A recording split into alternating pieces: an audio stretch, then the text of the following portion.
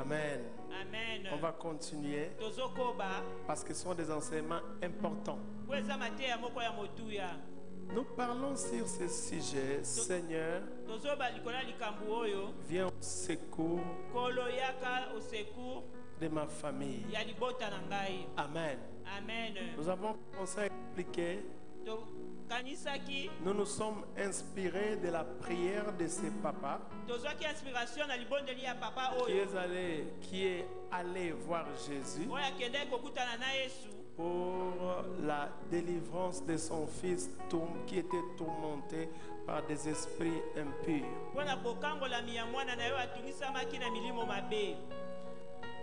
Lorsque Jésus a, n'est-ce pas, rencontré ses papas,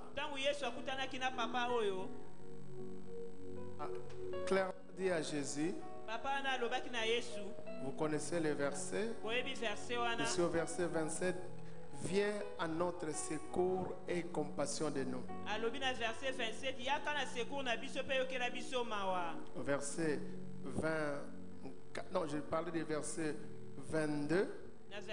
Et au verset 24, il dit, viens au secours de mon incrédulité. Ce papa a demandé clairement à Jésus de venir à son secours. De venir à son secours, pas parce que personnellement il avait un problème, mais surtout son fils qui avait un problème. Voilà de tels genres de parents responsables. Voilà de tels genres de parents qui sont capables de se battre pour leurs enfants. Beaucoup de gens qui prient aujourd'hui ont abandonné leur famille. Il y a même certaines personnes, dans leur prière, il n'y a que eux, que leurs besoins, que leur mariage, que leur bénédiction. Ils ont mis de côté la situation de leurs enfants. Mais c'est différent avec ses papas. Il n'a pas prié pour que Jésus-Christ puisse, n'est-ce pas, lui venir en aide personnellement. Mais il a prié pour que Jésus-Christ puisse venir en aide à son fils qui était tourmenté. Et je vous ai fait remarquer que la plupart des personnes dans la Bible qui ont approché Jésus ne l'ont pas approché à cause de leurs propres problèmes. De toute évidence, chaque personne est attachée à atteindre ses propres intérêts. Mais du point de vue de Dieu, Dieu est celui qui s'occupe des autres. Je vous ai fait remarquer que dans la prière de notre Père, notre Père qui est au ciel, que ton nom soit sanctifié, que ton règne vienne, que ta volonté soit faite sur la terre comme au ciel. On ne dit pas, donne-moi mon pain quotidien, mais donne-nous notre pain quotidien.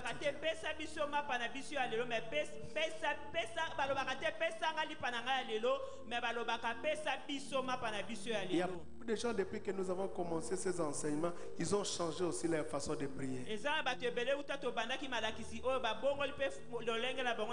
Ils commencent aussi à prier pour leurs membres de famille. Ils commencent aussi à prier pour leurs parents. Parce que c'est quelque chose de très important. Remarquez Jairus dans le livre de Marc au chapitre 5. Il est allé voir Jésus pas pour lui, mais pour sa fille qui était à l'extrémité.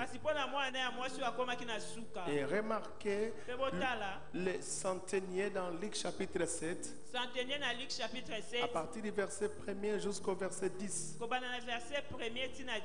Il n'est pas allé voir Jésus pour lui-même. Lui d'ailleurs c'est trop, il est allé voir Jésus pour son serviteur. Même pas pour son enfant, mais pour son serviteur. Remarquez la femme syrophénicienne qui est allée voir Jésus dans Marc 15, dans Matthieu 15. Je parlais de Matthieu 15. Elle n'est pas allée voir Jésus pour elle-même. Mais elle est allée voir Jésus pour sa fille qui était cruellement tourmentée par des démons. Donc, vous voyez que les gens de la Bible, c'est préoccupés de leur famille. Ils se souciaient de leur famille. Ils cédaient pour leur famille. Ils étaient capables de prier pour leur famille. Mais c'est ce qui nous manque aujourd'hui. Aujourd'hui, nous sommes devenus tellement égoïstes. Nous ne pensons qu'à nous. Non seulement que nous ne prions même pas pour nos pasteurs. Mais dès qu'il y a un problème, nous commençons à les critiquer. Nous ne prions même pas pour les membres de l'église. Nous sommes comme des Caïns. Vous savez Caïn, quand Dieu est venu lui poser la question, où est ton frère? Parce qu'ils étaient dans les champs, ils n'étaient qu'à deux. À l'occurrence, Caïn et Abel. Quand Dieu a entendu les cris d'Abel monter jusqu'à son trône, Abel étant le petit frère, c'était tout à fait logique que Dieu pose la question à l'aîné. Alors il est parti poser la question à Caïn l'aîné. Où est ton frère? Mais remarquez ce que Caïn dit. Qui m'a établi gardien de mon frère? Ce sentiment d'égoïsme, d'irresponsabilité. Tu vois ton enfant est allé dans l'alcool, mais tu dis que le salut est individuel. Un verset qui ne se trouve même pas dans la Bible.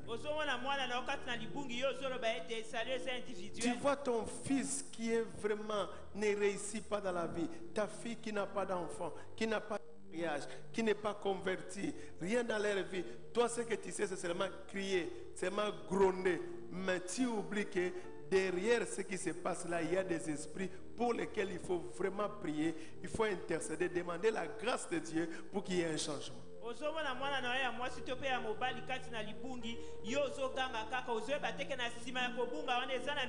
Quand il y avait le réveil des prières sérieux dans ce pays,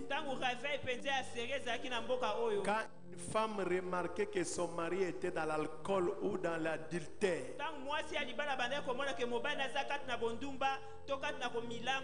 il ne criait pas, il ne grondait pas. Elle entrait dans la prière. Elle disait que son Dieu fera en sorte que son mari change. Et par la prière, on a eu tellement de témoignages. La plupart des hommes qui étaient des anciens ivrognes, des anciens adultères, aujourd'hui sont devenus des pasteurs et des évangélistes. Un homme de prière croit que rien ne résiste à la prière.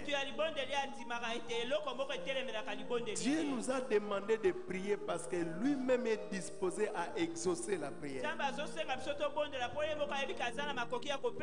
Souvent rien ne passe dans nos vies parce que nous prions sa persévérance.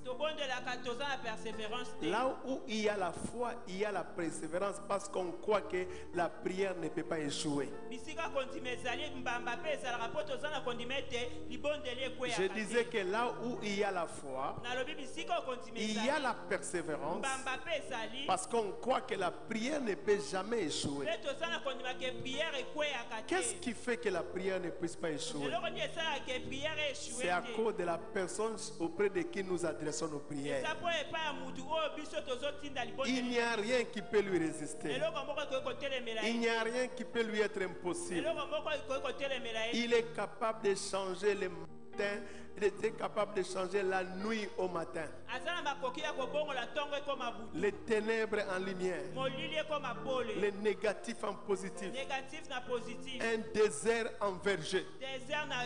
C'est auprès de cette personne-là qui, à partir de rien, a créé les cieux et la terre. Qui, à partir de rien, a rempli l'humanité.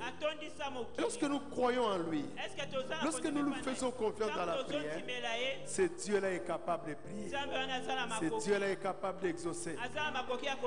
Nous ne sommes plus à l'époque quand tu vois ton mari ne pas te donner l'argent, tu commences à te battre avec lui. Nous ne combattrons pas contre la chair et le sang. Nos armes sont spirituelles. Et un enfant de Dieu, c'est d'abord un être spirituel qui siège au conseil de Dieu au ciel.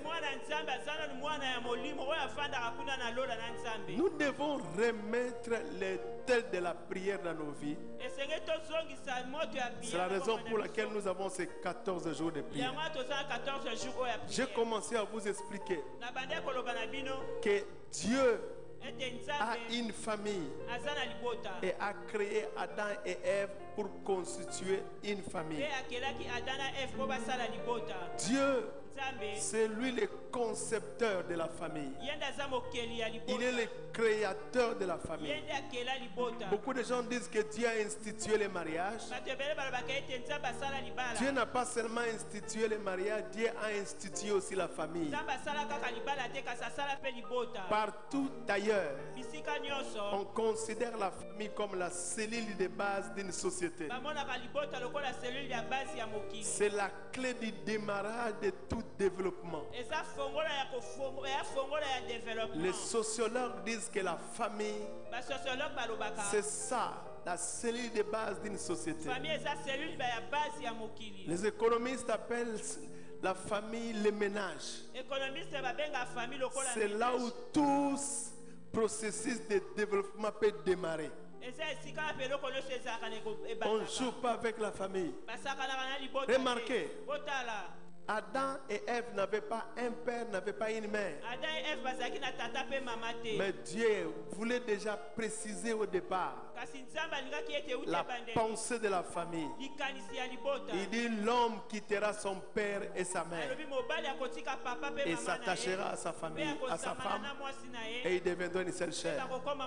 Hier je disais, nous quittons une famille pour aller constituer une autre. Nous ne quittons pas le vide pour constituer une famille. Nous quittons une famille pour aller constituer une autre.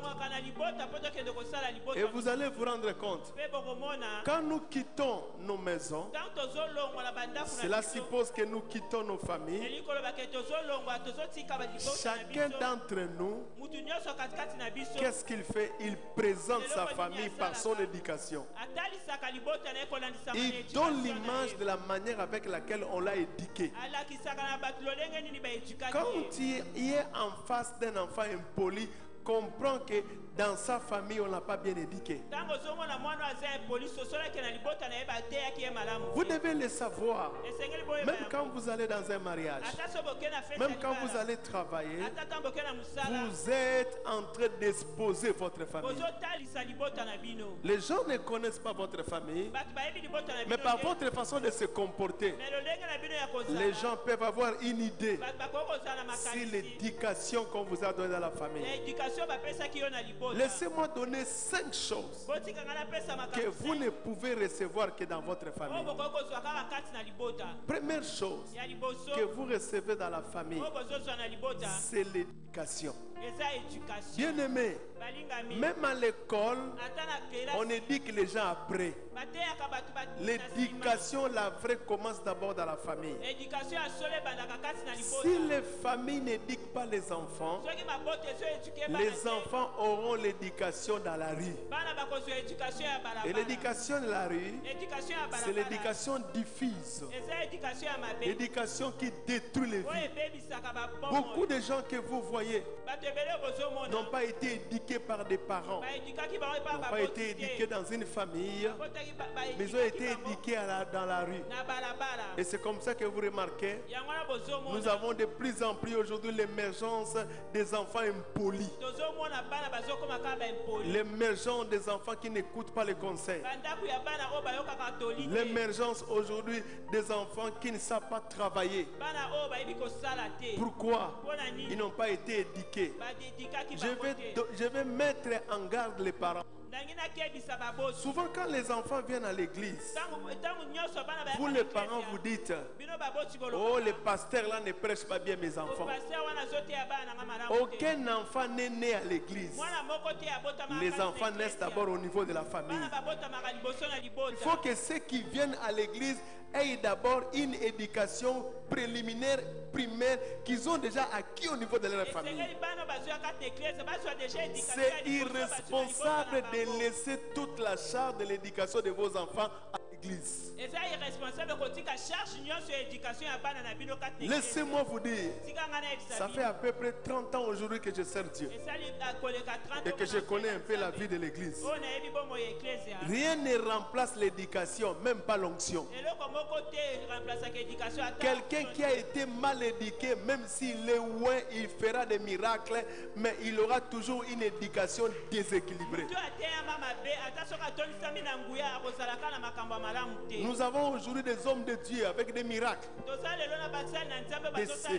des onctions terribles, des prophéties. Mais la plupart d'entre eux, ils ne sont pas allés très loin. Et vous connaissez ici à Kinshasa, il y en a d'autres qui sont morts sans même que le monde entier puisse bénéficier de l'onction que Dieu leur a donnée. Simplement parce que l'onction a trouvé quelqu'un qui était mal éduqué. Écoutez-moi bien, et je vais le répéter encore. Quelqu'un qui n'a pas été éduqué a des difficultés à avoir des ailes pour voler et réussir la vie. Parmi les choses pour lesquelles tu dois remercier tes parents, ce n'est pas simplement parce qu'ils t'ont donné naissance, mais aussi parce qu'ils t'ont donné une bonne éducation. Je félicite tous les parents qui ont pris le temps d'éduquer leurs enfants. Laissez-moi vous dire, le premier diplôme qu'un enfant obtient, ce n'est pas le diplôme de l'école, mais c'est d'abord le diplôme de l'éducation au niveau de la famille. L'intelligence au service de quelqu'un qui est mal éduqué est un désastre. Le diplôme au service de quelqu'un qui est mal éduqué est un désastre. Et ça, c'est quelque chose de très important. Ne laissez pas seulement les pasteurs éduquer vos enfants. Prenez le temps d'éduquer vos enfants. Écoutez-moi. Si vous n'éduquez pas vos enfants, c'est d'autres personnes qui vont les éduquer. Et là, vous ne contrôlez pas ce que seront vos enfants. Le respect que les gens vous doivent étant que parents, c'est lorsqu'ils constatent l'éducation que vous avez donnée à vos enfants. Un enfant, c'est pas seulement les gâter avec l'argent. C'est pas seulement lui payer des études dans des écoles qui coûtent cher. Un enfant, c'est aussi l'éducation que vous lui donnez. Écoutez-moi très bien.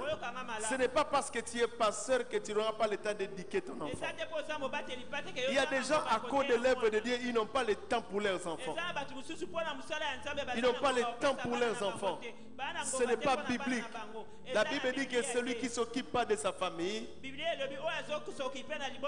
il a presque renié la foi. Nous devons prendre le temps de comprendre que Dieu nous a donné les enfants. Dieu nous a donné la famille pour l'éducation. Il y a beaucoup de gens, ils ont l'onction, Ils ont la parole.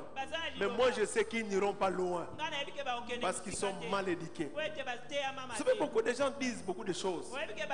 Oh, le pasteur nous va réussir parce qu'il prêche bien. Non, demandez à tous mes aînés, ils vous diront, au-delà du fait que je prêche bien, au-delà du fait que j'ai l'onction, beaucoup de gens me félicitent parce que je suis bien éduqué. Très bien éduqué. Il y a des choses que je ne peux pas dire, même si je suis sous pression. Non, il n'y a aucune maman dans cette église pour qui moi j'ai eu des quarts de langage ici dans cette église. Depuis que cette église a commencé jusqu'à aujourd'hui. Si elle est là, qui lève la main. Auprès de qui moi j'ai eu un écart de langage. Il n'y a aucun papa dans cette église. Auprès de qui moi j'ai eu un écart de langage. Pourquoi? C'est l'éducation. C'est l'éducation. Bien aimé, rien ne remplacera l'éducation. Même pas les retraites de prière à Mangué. Même pas l'onction et l'huile d'onction. L'éducation, c'est le premier escalier pour réussir dans la vie. Et là, c'est d'abord au niveau de la famille qu'on reçoit l'éducation. La deuxième chose qu'on reçoit dans une famille, c'est l'amour. L'amour. Bien aimé, écoutez-moi très bien. Dans une famille normale, il faut que règne l'amour. La famille, c'est l'endroit où on reçoit l'amour. La famille, c'est l'endroit où on reçoit l'amour. Beaucoup de gens aujourd'hui ont des blessures intérieures. Ils ne savent pas vivre avec d'autres personnes. Ils ont même des difficultés à réussir dans les mariages. Parce que déjà au niveau de la famille, ils n'ont jamais reçu l'amour. J'aimerais vous dire quelque chose de très important. Beaucoup de filles sont des prostituées, non pas seulement à cause de l'argent, simplement à cause du manque d'amour au niveau de la famille. C'est pas seulement à cause de l'argent. Il ne faut pas dire que telle fille est prostituée parce qu'elle cherche l'argent. Nous avons vu des enfants de ministres ayant tout l'argent, mais elles sont des prostituées. Bien aimé, si vous êtes encore vivant et vous avez encore le souffle de vie, donnez l'amour aux membres de votre famille. Donnez de l'amour à vos parents. Les parents sont les premières personnes qu'un enfant rencontre lorsqu'il est né sur la terre. C'est là où il reçoit tous les ABC de la vie.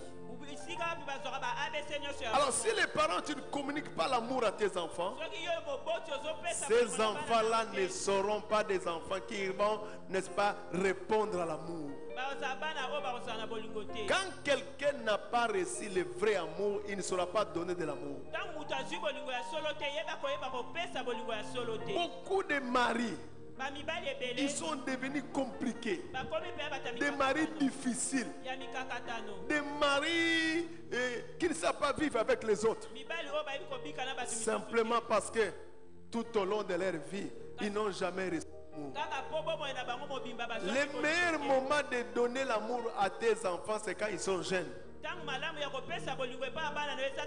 Un enfant qui est rempli de l'amour, il aura de l'équilibre dans la vie. Un enfant qui est rempli de l'amour, il aura de l'assurance. Écoutez-moi, tant que vous aimez vos enfants et ils se sentent aimés, même si ailleurs on ne les aime pas, ils vont s'en foutre de cela. Parce qu'ils savent, parce qu'ils savent que leurs parents les aiment réellement.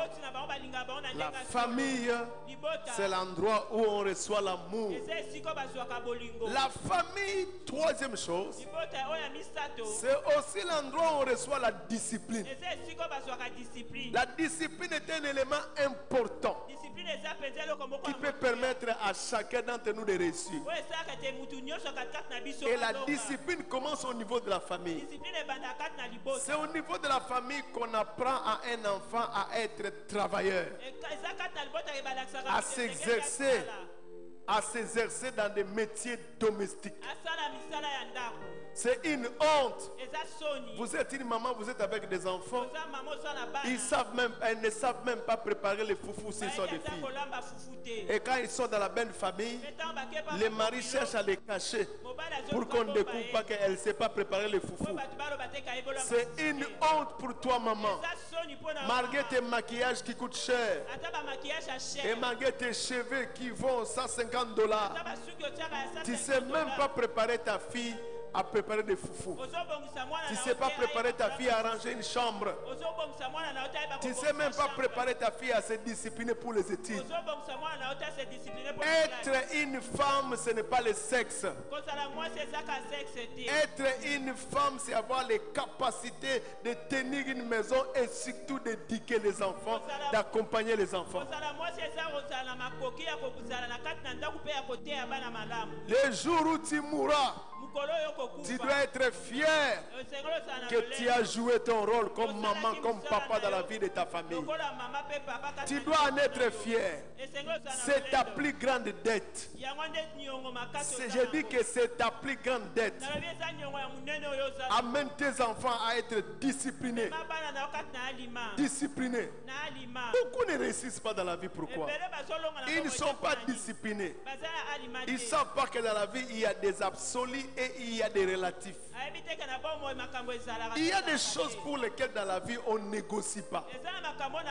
Ce sont des choses qu'on doit faire. Et il y a des choses pour lesquelles dans la vie on peut relativiser, on peut négocier. Bien aimé, la famille c'est l'endroit où on apprend la discipline. À l'endroit où on dit quand ton grand frère te parle, tu dois fermer ta bouche. Si tu as raison ou tu n'as pas raison. Quand un aîné te parle, on ne répond pas. On ne peut pas lui arracher la parole. On doit lui laisser parler et on lui demande la parole. Que tu puisses avoir raison ou tu ne puisses pas avoir raison. Ce sont des choses qui ont disparu aujourd'hui. C'est comme ça, les filles, quand ils se marient avec des hommes brutals, lorsqu'ils essaient de répondre à ces hommes-là, ils les frappent. Tu vois ta fille qui est partie avec deux oreilles, tu reviens avec une seule oreille. Le vrai problème, ce n'est pas seulement que cet homme-là est brutal, mais ta fille aussi n'est pas éduquée. On ne lui a pas appris la discipline. On t'apprend dans la famille que ce qui n'est pas à toi n'est pas à toi, tu ne dois pas le prendre. Ce qui n'est pas à toi n'est pas à toi. On nous a appris, même quand tu vois quelque chose tomber, ou tu vois l'argent sur la rue, tu ne dois pas ramasser ça. Ce n'est pas ton argent. C'est dans la famille qu'on apprend à ne pas voler. Ce ne sont pas d'abord des choses spirituelles. Ce sont des valeurs morales qu'on apprend au niveau de la famille.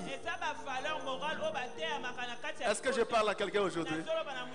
Au lieu de chasser les démons, éduquez vos enfants. Au lieu d'aller à Mangengengue, éduquez vos enfants. Ce séminaire a comme objectif d'aider chaque membre de la famille à stabiliser sa famille, à faire asseoir sa famille, à discipliner sa famille, parce que l'église aussi a ce rôle-là. C'est au niveau de la famille qu'on vous apprend. À 20h, les enfants doivent aller dormir.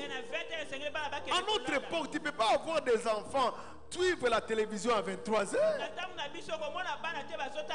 Ce sont des choses qu'on ne peut même pas permettre. Mais aujourd'hui, même jusqu'à 0h, vous voyez les enfants suivre la télévision. Vous voyez même aujourd'hui dans les différentes chaînes de télévision, on vous dit que ce programme ici, c'est un programme qui est interdit aux enfants de 0 à 12 ans. Mais aujourd'hui, les enfants suivent tout. Ils suivent tout. Nous avons des problèmes, bien-aimés. Nous avons abandonné la gestion de la famille aux occultistes.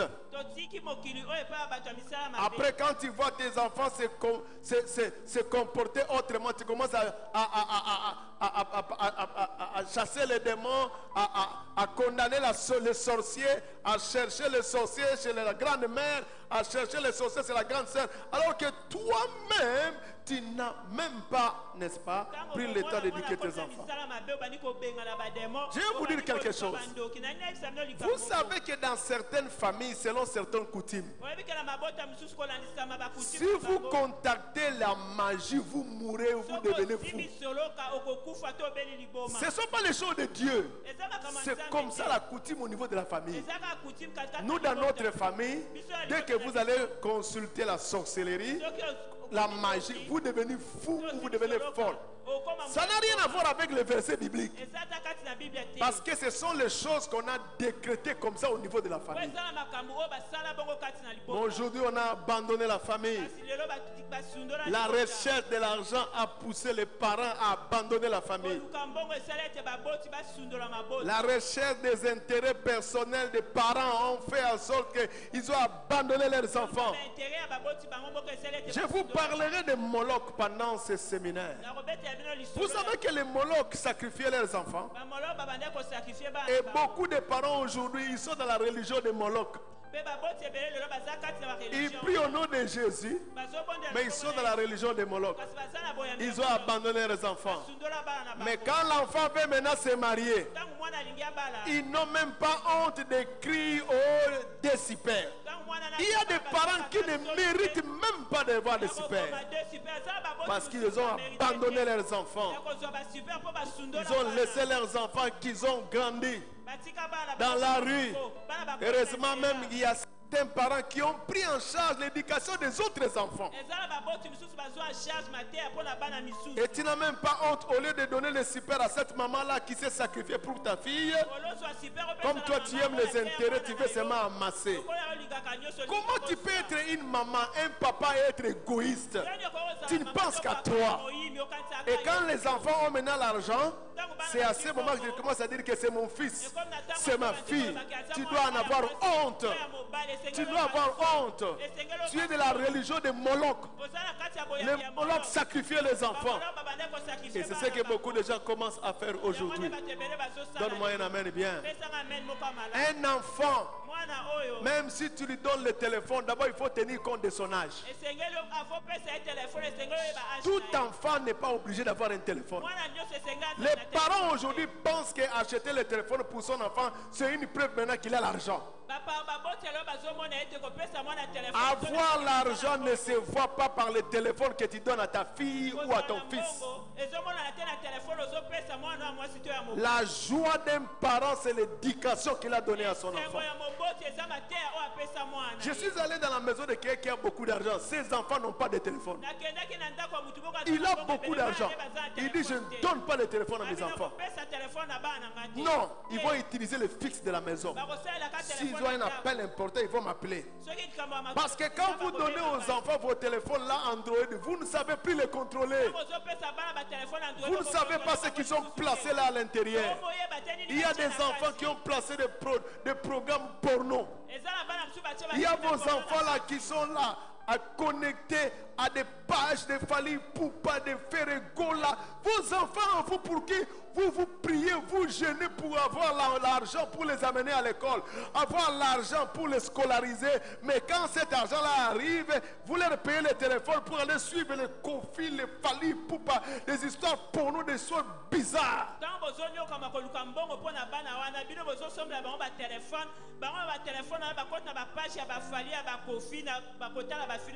Et ça, c'est quelque chose de très important. Un parent sait que s'il n'y a pas la rigueur, il n'y aura pas l'éducation. C'est la rigueur qui produit des enfants éduqués. Vous savez, c'est la raison pour laquelle nous sommes en train de dire, celui qui n'a pas reçu une éducation claire dans ta famille, il aura des problèmes pour donner aussi la même éducation à ses enfants. C'est pourquoi avant de se marier avec quelqu'un, tu dois savoir, est-ce qu'il a été bien éduqué pour que tu sois sûr qu'il va aussi bien éduquer les enfants. Quatrième chose qu'on reçoit dans une famille. Ça c'est quatrième chose qu'on reçoit dans une famille.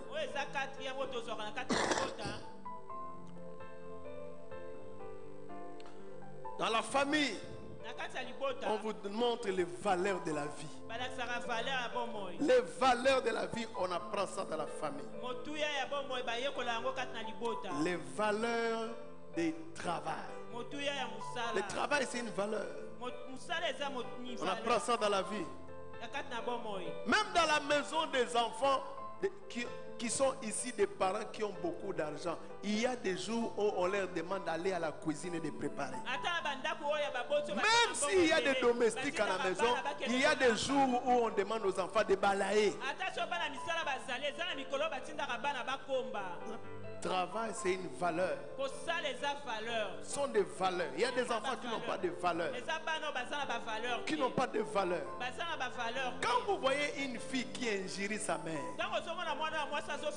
qui injurie son père, il faut se méfier d'elle. Parce que père, un père, une mère est sacré.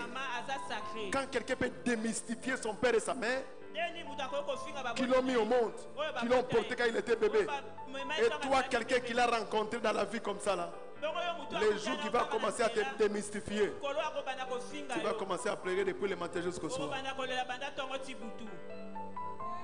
Amen bien. Ah, il n'y a pas beaucoup d'amen aujourd'hui.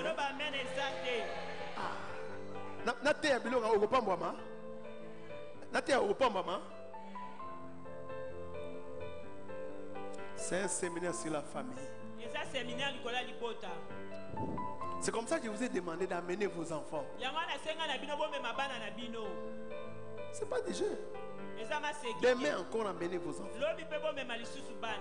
Parce que les enfants qui m'écoutent aujourd'hui, des filles qui m'écoutent aujourd'hui, demain ils deviennent des mères.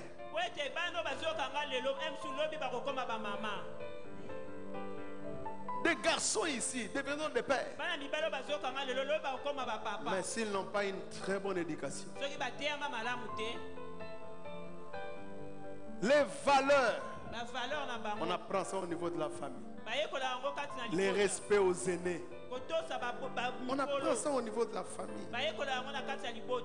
Bien aimé, je peux vous dire, il y a certains membres de ma famille qui sont ici. Je n'ai jamais manqué de respect à mes aînés, tels que je suis là, dans ma famille. Ce n'est pas qu'ils ne font pas de choses qui m'énervent ou que je n'apprécie pas. Non, il y a aussi des choses que je n'apprécie pas. Il y a aussi des choses que je n'aime pas. Mais on m'a appris. Il faut toujours respecter les aînés. Quand quelqu'un est un oncle, même si tu es plus âgé que lui. Quand quelqu'un est une tante, c'est une tante, même si tu as beaucoup plus d'argent que lui. Valeur des aînés. Mais remarquez que la plupart de nos enfants aujourd'hui, quelqu'un qui les dépasse avec un écart de 10 ans, de 15 ans, la manière avec laquelle il va la ramasser. Tiens! Et des fois, ça c'est très grave ça. Donc, quand tu regardes, vous avez un écart de 15 ans. Il y a même certaines personnes là, tu peux même les mettre au monde. La manière avec laquelle tu ramasses, tu comprends? Elle n'a pas reçu cette valeur au niveau de la famille. Amen. Hein? Amen. Elle n'a pas reçu cette valeur. Le vrai respect commence quand on te fait des choses qui sont mauvaises, où tu as le droit de répliquer et même de répliquer mal, mais tu répliques bien.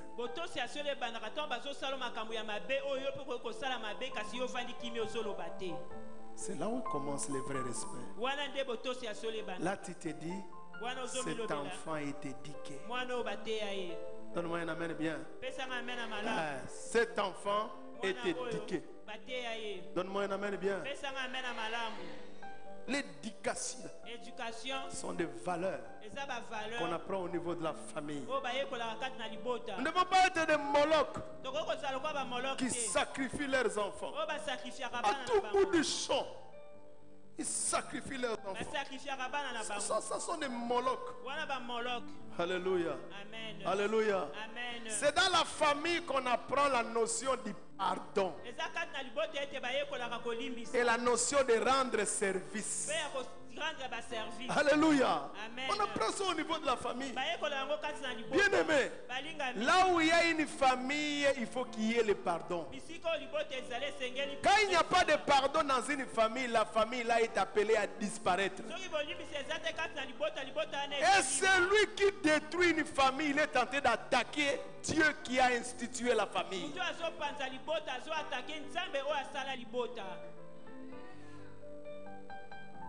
Sans le pardon, une famille est appelée à disparaître.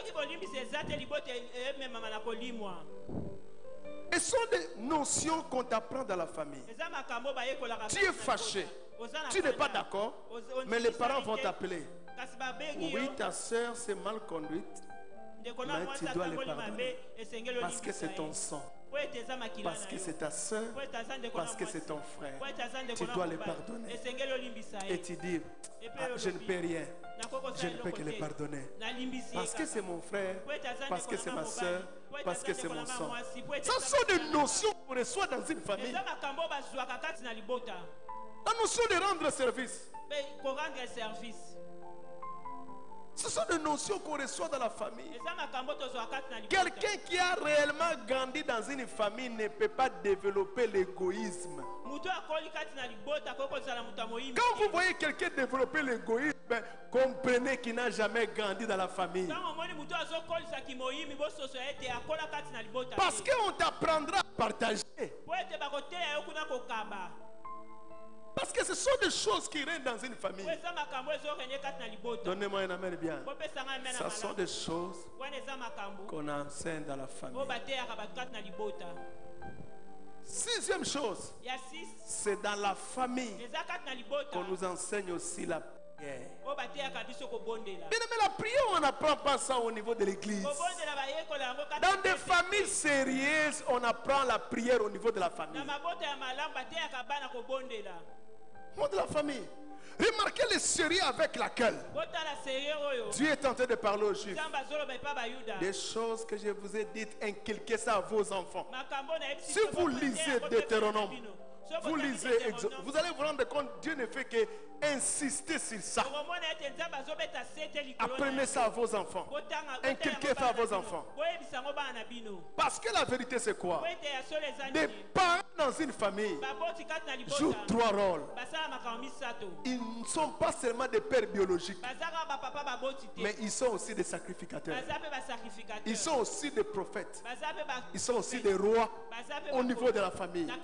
Et tant que tels, ils sont aussi des premiers pasteurs au niveau de la maison. Les parents ont abandonné leurs enfants aux églises et aux écoles. Oh non, nous sommes allés chercher l'argent. Dieu ne t'a pas donné ces enfants-là parce que tu lui as donné l'argent. Dieu t'a donné ces enfants-là par grâce, afin que toi tu puisses suivre leur éducation et leur formation dans la vie. Donne-moi un amen bien. Donne-moi un amen bien. C'est dans la famille qu'on apprend la prière, qu'on apprend la lecture de la parole de Dieu.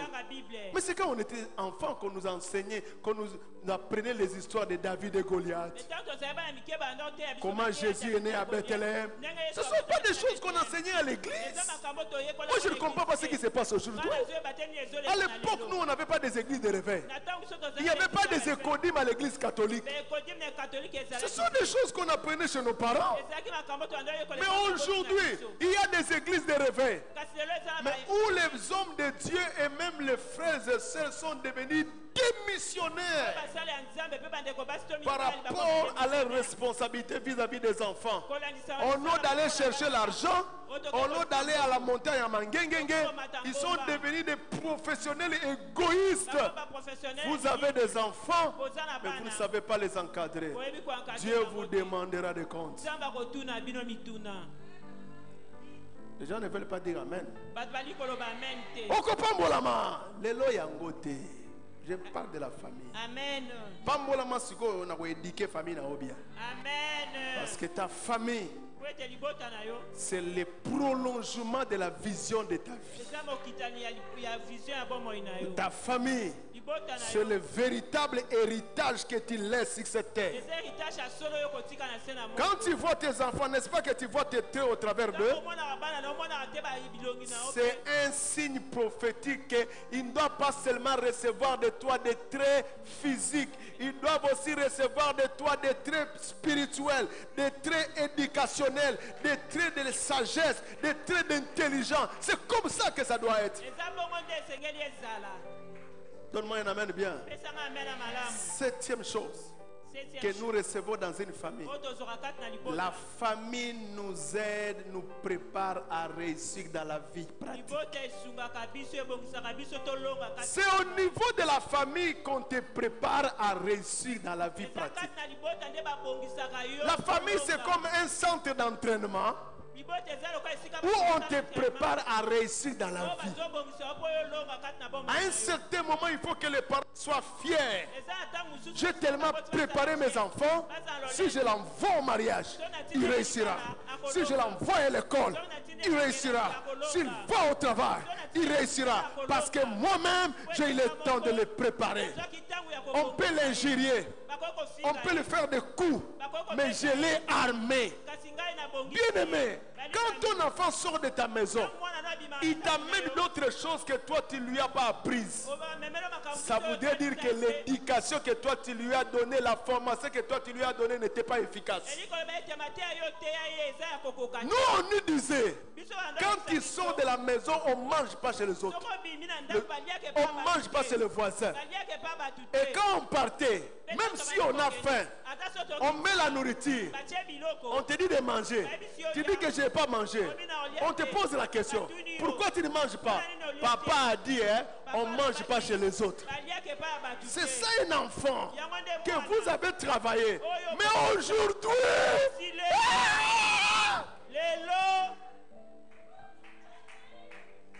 les Moloch, vous sacrifiez vos enfants. La Bible parle du dieu Moloch, où les adeptes de ce dieu-là sacrifiaient les enfants. Ils brûlaient les enfants. Aujourd'hui, malgré que vous êtes des chrétiens, mais vous êtes dans la religion de Moloch. Vous sacrifiez vos enfants. Comment toi tu peux écouter des musiques que moi je n'écoute pas? Où d'ailleurs tu as écouté ça? Où tu as appris ça? Tu n'as pas honte. Toi que Dieu a ramassé, ça fait plus de 20 ans que tu connais le Seigneur. Ton enfant dans ta maison, dans la chaîne de télévision qu'elle n'a jamais acheté, la radio qu'elle n'a jamais acheté, elle te fait écouter les Ferrego là.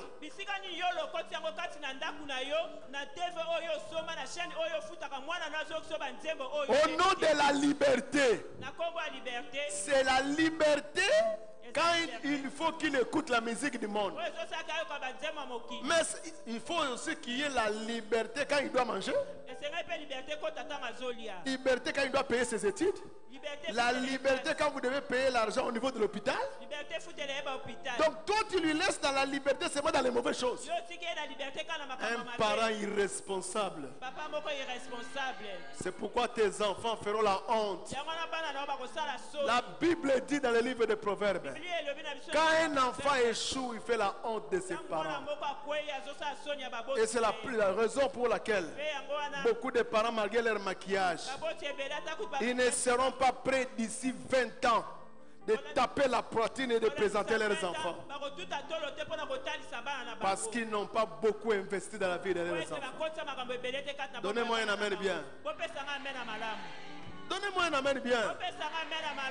Est-ce qu'il y a quelqu'un qui est béni ici? Est-ce qu'il y a quelqu'un qui est béni ici? Comment les enfants qui ont grandi chez toi n'ont pas l'amour entre eux? Ils sont devenus comme des abeilles, toujours dans des concurrences. Est-ce que dans une famille on peut faire des compétitions? Dans la famille il n'y a pas la compétition, il y a la complémentarité. Dans la famille il n'y a pas la compétition. Et dans la famille on doit avoir dans la joie quand l'un d'entre nous réussi. Parce qu'au-delà de sa réussite, c'est aussi une réussite de la famille. Ne savez-vous pas qu'il y a des familles sans griffes, sans nom? Mais quand Dieu vous fait la grâce d'avoir au moins une référence ici dans la société, ce n'est pas donné à n'importe quelle famille.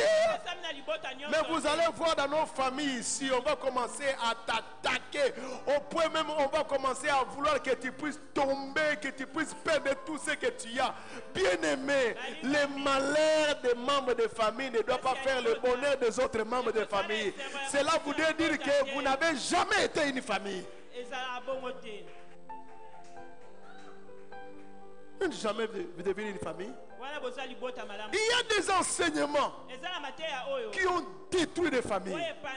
Surtout des enseignements de combat spirituel. Dans la version la plus mauvaise qu'on a enseignée ici dans ce pays. Tel ici, c'est la sorcière de la famille. Tel ici, c'est le magicien de la famille. C'est lui-là qui vous a bloqué. S'il y a quelqu'un que nous devons haïr ici, c'est Adam et Ève. Parce que tous les malheurs que nous avons ici de la sorcellerie, c'est Adam et Ève qui nous ont amené ça. Mais personne ici n'haïsse Adam et Ève. Personne ici n'haït Adam et Ève. Si nous sommes ce que nous sommes devenus ici, c'est à cause d'Adam et Ève. Mais qui a haï Adam et Ève? D'ailleurs, il y a des gens qui donnent à leurs enfants le nom d'Adam, le nom d'Ève. Même si ta mère est sorcière, c'est ta mère. Dieu a fait grâce qu'au travers d'elle, tu viens sur la terre. Quand tu n'étais rien, il ne t'a pas tué. Maintenant que tu connais la prière, c'est le moment maintenant de le vilipender.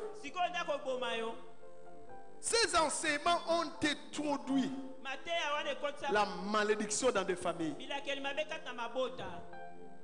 Je suis en train d'encadrer un frère qui est au Sénégal. Il me suit souvent sur les réseaux sociaux, sur Facebook. Il a des problèmes parce que sa mère, c'est vraiment une vraie sorcière.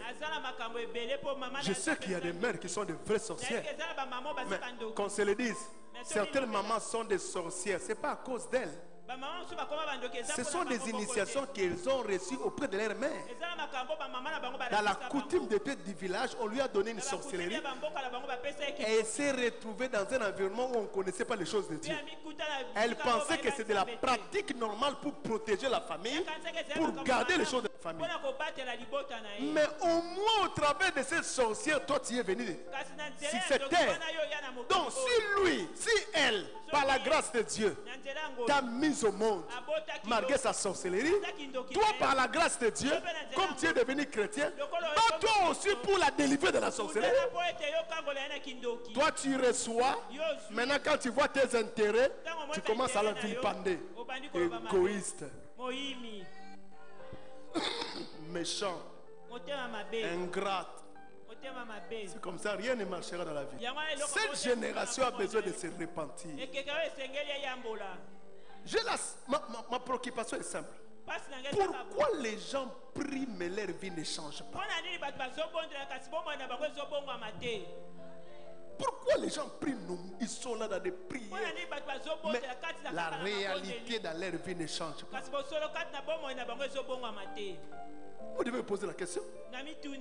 Des gens qui sont partis à l'Europe des années, des gens qui ont étudié, ils ont aussi des diplômes. Pourquoi leur vie ne change pas? N'est-ce pas qu'il est écrit si quelqu'un est en Christ, c'est une nouvelle créature? N'est-ce pas qu'il est écrit qu'avec Dieu nous ferons des espoirs? Mais pourquoi les gens prient mais leur vie ne change pas? On prie de la mauvaise manière. Quand Dieu te maudit, même si tu chasses les démons ne partiront pas. Je vais bien le dire. Le nom de Jésus ne chasse pas Dieu. Parce que Dieu est plus grand que Jésus. La malédiction que Dieu a libérée, même quand tu amènes le nom de Jésus, ça ne chasse pas Dieu. Cette malédiction-là n'est libérée que par la repentance. C'est comme si je vois des gens, beaucoup de gens. Le pasteur t'a pris, tu n'étais rien, il t'a enseigné. Ce travail ici, le pasteur, c'est un travail difficile. Hein? Travail du pasteur. Travail difficile. Il t'a appris, il t'a enseigné comme je le fais là, ça fait des années. Nakota babitumba na oyebi makambo yelanga te. Ninga nakota babitumba na o. Bandoki nyosa famille na bino na sinya bango na kota makamba vina o ti lelo okufa te. Obite ndenge ba yinanga ne batakaka nga. Oyebi te. Après lobby, ba no ko finga, to finga na wenze. Pasteur wana za aventurier. Dema kamune kuna sepela na ngote. Pasteur wana na lingarete aventurier. Aventurier à pasteur. Musupe akota. Pasteur ana ba magie. Na yo wo sonite yo yara pa ente. Yo. Ko sambela muke okota wana wo sambela wana yo. Yo sakana ko garder mutu na vie chrétienne pendant 10 ans. Il faut te mama solote. Puis faut en onction et ko batele. Au-delà ya auto salaka ya musuni oyo ya molimo ne leki. Amen. Yo mona mutu tambola ka église ebele moya ra awa.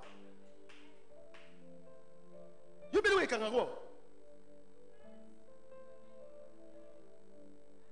Yo accident ni no rata baliwoni no rata kaka po ngai na telema. Nzamba boma makambo wana. Amen. Tala. Soit ça mutu vraiment kozanga ne un grand invité da pasteur. Pour malédiction qui pasteur est ratakate. Pas ce biso mona kawa. Batu musuba finga biso na biso. Dozo muta o finga yo vandika kabo. Moye polo ba ezate. Mutema na musu butu molalite.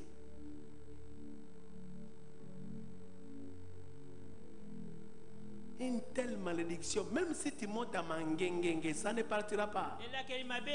Même si tu chasses les démons depuis le 1er décembre, janvier jusqu'au 31 décembre, il ne partira pas. Le nom de Jésus ne chasse pas Dieu.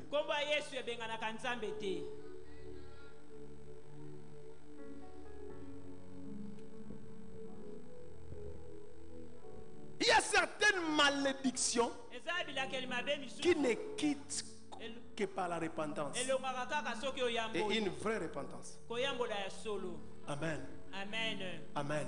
Amen. Et ça, ce sont des choses très importantes. Je vais m'arrêter.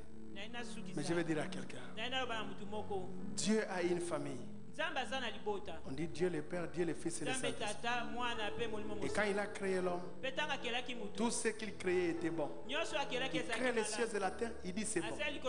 Il crée l'homme, il dit c'est très bon.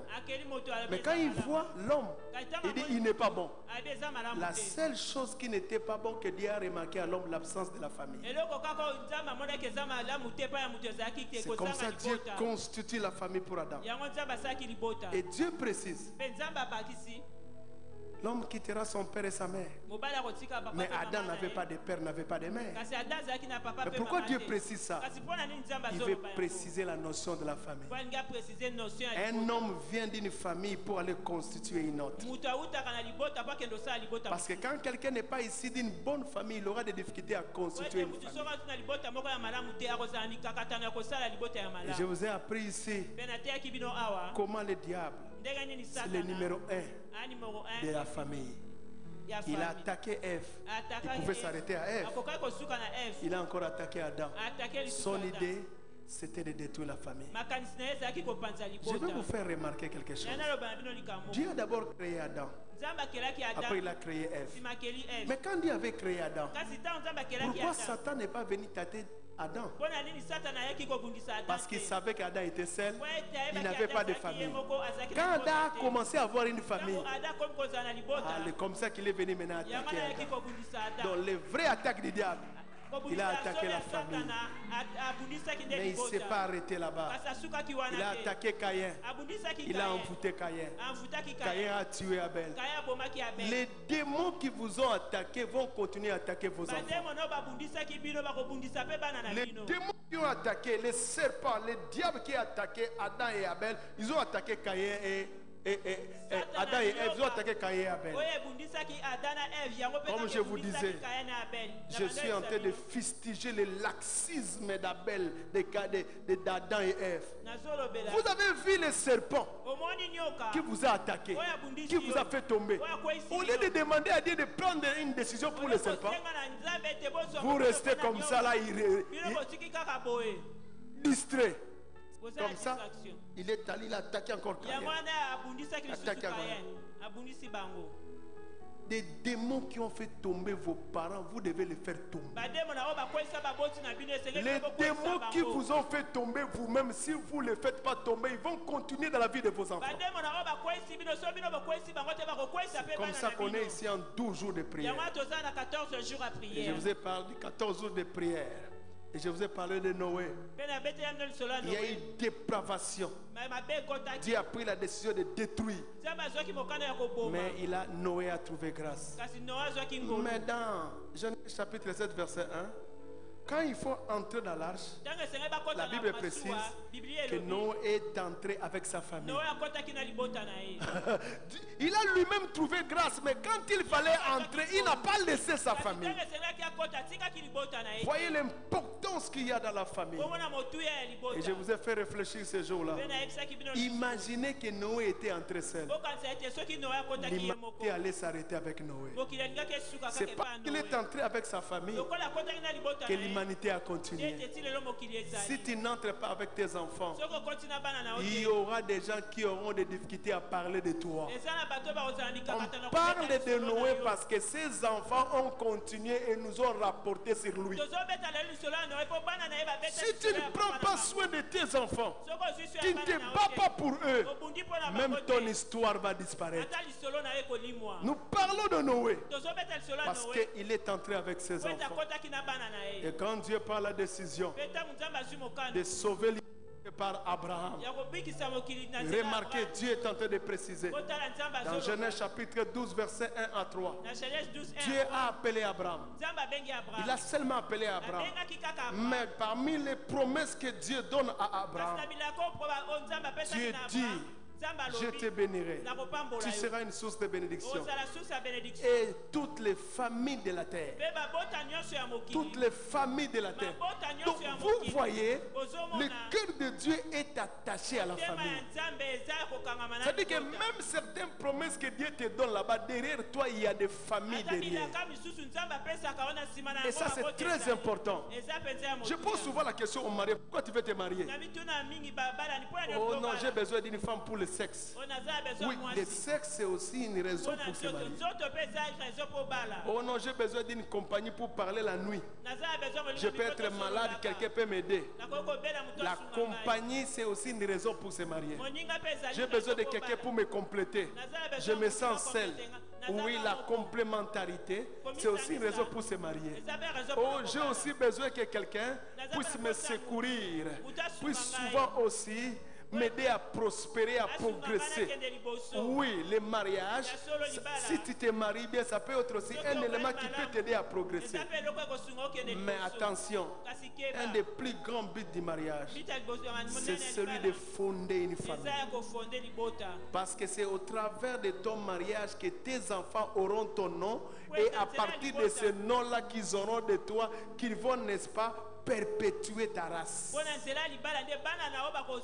Donc quand tu te maries avec quelqu'un, sache que tu te maries avec quelqu'un qui va perdurer ta race, qui va perpétuer ta race. Ça dit que même après plusieurs années, on parlera de toi à cause de ta race que toi tu as pu engendrer. Nous parlons d'Abraham, il a vécu, ça fait des années. À cause de sa race, de la famille qu'il a fondée.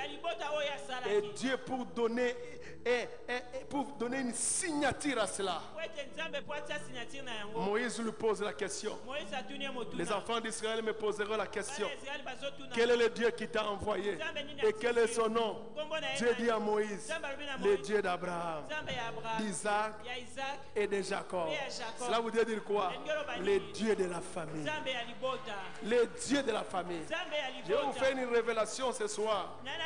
Au départ, Dieu a été d'abord un Dieu de la famille. Dieu n'a jamais d'abord été un Dieu de l'église.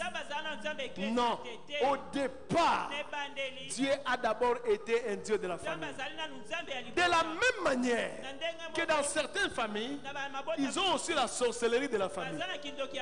Ils ont aussi l'incodie de la famille.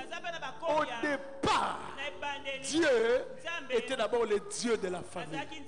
Donc chaque famille, au-delà du fait d'aller dans la prière, aller à l'église, chaque famille doit concevoir, considérer Dieu d'abord comme leur Dieu. Il faut que tes enfants sachent. Chez nous, on ne touche pas à la magie parce que nous connaissons Dieu. J'ai rencontré un papa. Il m'a dit ceci. Ma mère nous a dit, je ne vous ai pas montré un fétichet. Je ne vous ai pas montré la sorcellerie. La seule chose que moi je vous ai montré, c'est Dieu.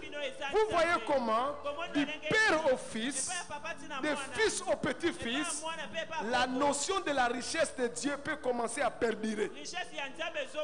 Parce que Dieu, c'est d'abord le Dieu de la famille.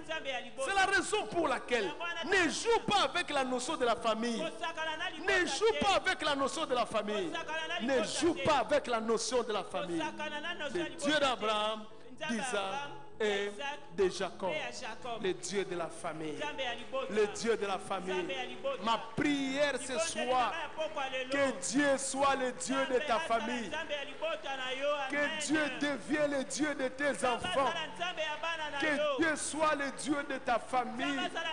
Que dans votre famille, même après, que tes enfants disent, ma mère ne m'a montré que Dieu. Mon père ne m'a montré que Dieu. Maman Élise, tes enfants doivent dire, quand nous étions petits, maman nous amenait à l'église. Maman nous enseignait, même si vous n'avez rien, la foi produit des miracles. Tes enfants doivent dire, maman Déborah, mes parents ne m'ont montré que Dieu. Ils m'ont appris, il ne faut pas aller près des hommes pour prostituer. Même quand il n'a rien, ce qui est impossible aux hommes est possible à Dieu. Maman Pierrette, tu dois dire à tes enfants, après ils vont dire, même quand aujourd'hui on manque de choses, mais nous savons, le Dieu que notre maman priait ne va jamais nous abandonner. Le Dieu que notre maman invoquait à la Bible ouverte, le Dieu que notre maman servait, il ne va pas nous abandonner. Son Dieu nous a appris, même si la promesse est tarde, attends-la, car elle s'accomplira certainement, car elle s'accomplira certainement. Dieu doit quitter le Dieu du ciel pour devenir le Dieu de ta famille. Pour devenir le Dieu de ta famille. Je suis dans la joie. Quand nous, on ne nous a pas appris le Kodia. On ne nous a pas appris de réussir avec le Kodia. Parce qu'avec le Kodia, tôt ou tard, quelqu'un va mourir. Mais avec Dieu, il n'y a pas de mort. Car la Bible dit, c'est la bénédiction de l'Éternel qui enrichit. Et cela ne fait suivre d'aucun chagrin. Sois fier de ce Dieu-là. Apprends tes enfants à jeûner. Apprends tes enfants à lire la Bible. Bien-aimés, vous pouvez ne pas avoir l'argent, mais Dieu c'est toute une richesse. Avec Dieu, vous ne saurez pas la magie. Avec Dieu, vous n'allez pas avoir peur de la sorcellerie. Avec Dieu, vous n'allez pas avoir peur de la mort. Avec Dieu, vous saurez la foi. Et au travers de cette année, donne comme richesse à ta famille. Dieu, devient le Dieu de ma famille. Dieu, devient le Dieu de ma famille. Toliate. Dieu devient le Dieu de ma famille. Dieu devient le Dieu de ma famille. Devient le Dieu de mes enfants. Parce que si j'enseigne à mon enfant, lui aussi enseignera à ses enfants. Lui encore enseignera à ses enfants. Lui encore enseignera à ses enfants. C'est plus qu'hériter des buildings. C'est plus qu'hériter des immeubles. C'est plus qu'hériter des avions. Dieu soit le Dieu de ma famille. Nous commençons à acclamer le Seigneur. Sois le Dieu de ma famille.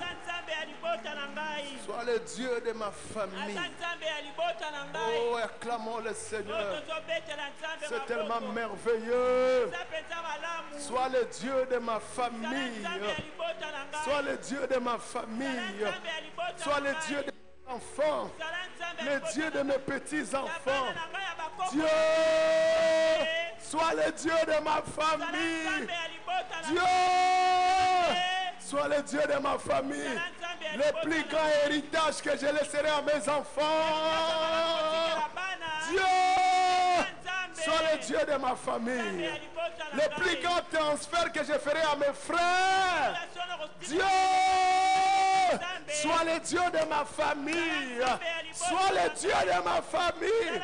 Est-ce qu'il y a quelqu'un qui peut élever la voix et dire cela à Dieu? Est-ce qu'on peut faire une prière prophétique? On peut faire une prière prophétique. On peut faire une prière prophétique jusqu'au point de dire à Dieu, mon Dieu, sois le Dieu de ma famille. Sois le Dieu de ma famille. Prions, Seigneur bien-aimé. Il y a un transfert prophétique qui se passe aujourd'hui. Il y a un transfert prophétique qui se passe aujourd'hui. Il y a un transfert prophétique qui se passe aujourd'hui. Il y a un transfert prophétique qui se passe aujourd'hui. Il y a un transfert prophétique qui se passe aujourd'hui. Prions le Seigneur. Ta grâce est avec nous ce soir. Ta grâce est avec nous ce soir. Je n'ai pas l'argent à laisser à mes enfants, mais je peux leur laisser mon Dieu. Je n'ai pas de richesse à laisser à mes enfants, mais je peux leur laisser mon Dieu. Je peux leur laisser mon Dieu. Je peux leur laisser mon Dieu. Je n'ai pas des immeubles à donner à membres de ma famille, mais je peux leur laisser mon Dieu. Je peux leur laisser mon Dieu. Je peux leur laisser mon Dieu. Le Dieu d'Abraham, d'Isaac et de Jacob. Sois aussi le Dieu de ma famille. Mais tu auras des enfants. Mais place déjà ceci. Que la richesse de tes enfants soit ton Dieu. Bien-aimé, tu te marieras un jour. Mais place déjà ceci. Que la richesse de tes enfants soit ton Dieu. Le Dieu que tu as invoqué. Le Dieu que tu as servi. Le Dieu que Maman Nanette prêche ici. Qu'elle interprète ici. Le Dieu que Maman Déborah sert ici. Qu'il soit le Dieu de tes enfants. Qu'il soit le Dieu de tes enfants. Qu'il soit le Dieu de tes enfants. Même quand je ne serai plus. Mais qu'il soit le Dieu de tes enfants. C'est à ce point que Josué disait, moi et ma maison, nous servirons l'Éternel. Moi et ma maison, nous servirons l'Éternel. Mon Dieu. Alléluia. Mon Dieu. Alléluia. Mon Dieu. Alléluia. Mon Dieu. Alléluia. Oh le chabro sara baba bro. Alléluia. Akaraya shereya baba bro. Allah, quel puissant message ce soir. Quel puissant message ce soir. Sois le Dieu de ma famille. Sois le Dieu de ma famille. Alléluia. Alléluia. Sois le Dieu de ma famille. Sois le Dieu de ma famille. Le Dieu de mes enfants. le Dieu de mes petits-fils, le Dieu de mes petits-fils, le Dieu de mes arrière-fils, le Dieu de mes arrière-fils, le Dieu de ma famille, le Dieu d'Abraham, tu es devenu le Dieu d'Isaac, tu es devenu le Dieu de Jacob, tu es devenu le Dieu de Joseph, tu es devenu le Dieu des enfants d'Israël, le Dieu de ma famille, le Dieu de ma famille. Oh Jésus, oh Jésus, oh Malara Shetsebe, Alléluia. Koroya Baba Brochesere, Kalaraya Baba Brocheskereya Baba Baba Bro, Araya Setskereya Baba Baba Yoshen. Alléluia. Orosha Baba Baba Brocheroya Baba Baba.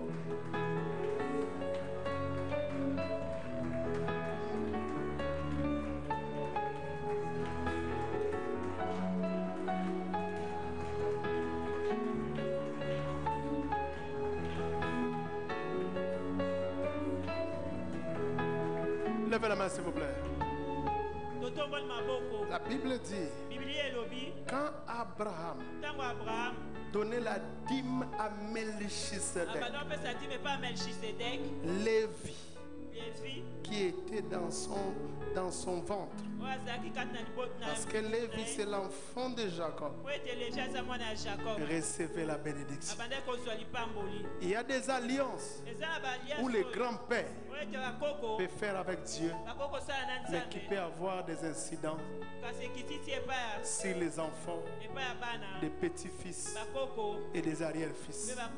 Aujourd'hui, nous voulons que Dieu soit le Dieu de notre famille et nous voulons faire une alliance avec Dieu.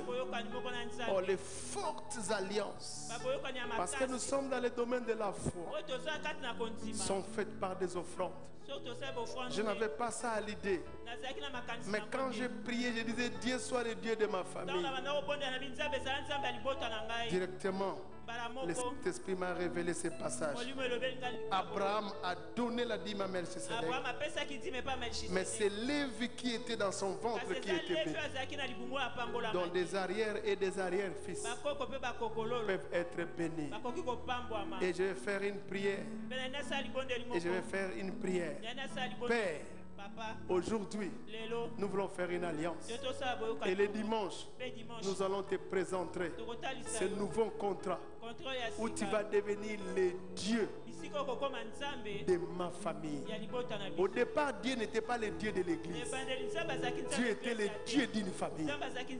Et aujourd'hui, malgré les difficultés, mais je vais faire alliance par rapport à ma famille pour que tu deviennes le Dieu de prémices, le Dieu des enfants de prémices. Même quand je ne serai pas là, même pour vous qui n'avez pas d'enfants aujourd'hui, mais quand Abraham donnait à Melchisedec, Lévi n'était pas encore là, mais par la foi, il bénissait ses petits-fils, parce que nous sommes dans le domaine spirituel, dans le domaine du surnaturel. Et on va faire une alliance avec chiffre 5.